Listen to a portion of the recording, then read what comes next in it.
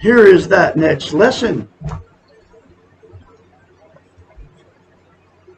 Why don't I have self-esteem naturally? Lesson number 20. We probably would have natural self-esteem, except that it has been rigorously trained out of us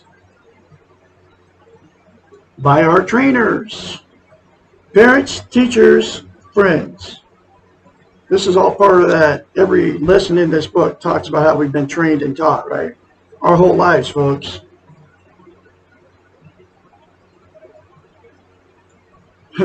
By our trainers. I'm going to reread that again. We probably would have natural self-esteem, except that it has been rigorously trained out of us by our trainers, parents, teachers, and friends, who also do not have self-esteem. Think about that, folks. There's billions of people on the planet without it because nobody's teaching it.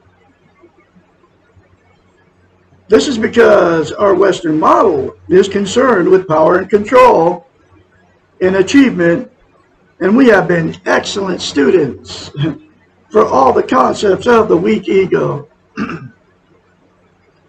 We have learned to worry about what others think about us and to try to please those that we want to influence.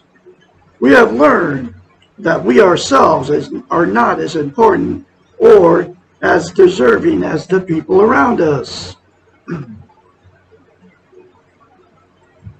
Also, we have been taught that if we love others unselfishly, we will know automatically what they need, and that loving others means taking care of their needs.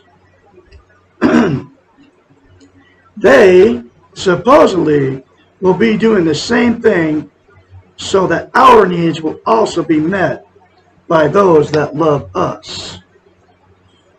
We have been taught something that simply does not work. Furthermore, we are not even given the choice of whether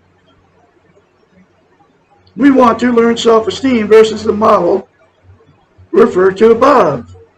At a very early age, we are taught that loving ourselves is selfish, and it will lead to being conceited and narcissistic, and that no one else want to be around us. We've been trained all wrong, folks. Our churches, your church. Our parents, your parents. Our schools are all institutions of control. Control over us, exclamation point. No wonder everybody's running around no self-esteem. All institutions need to have people who believe in them and will follow the rules.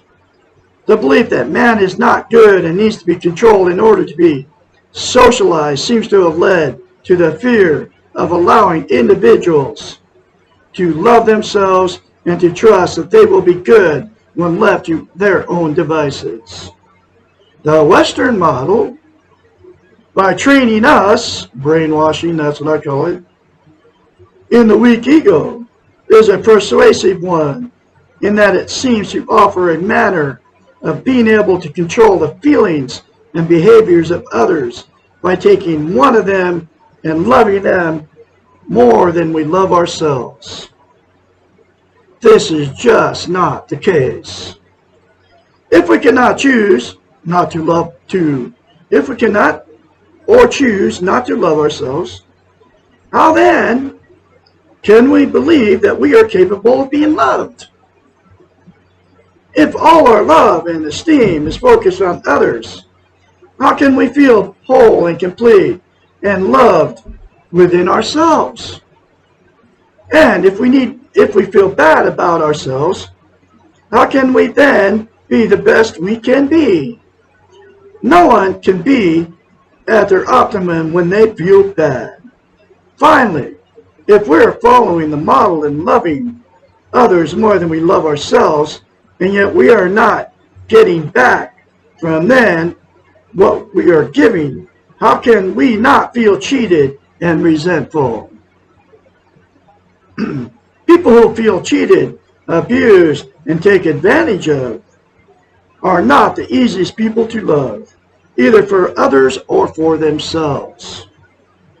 When we expect others to love us and take care of our needs, we are placing a burden upon them that they cannot fulfill. No one else is going to know exactly what we need at the very moment we need it. No one else is ever going to be able to love us exactly as we want to be loved. No one else is going to love us for what we can and need to do for ourselves. Woo! There's another very powerful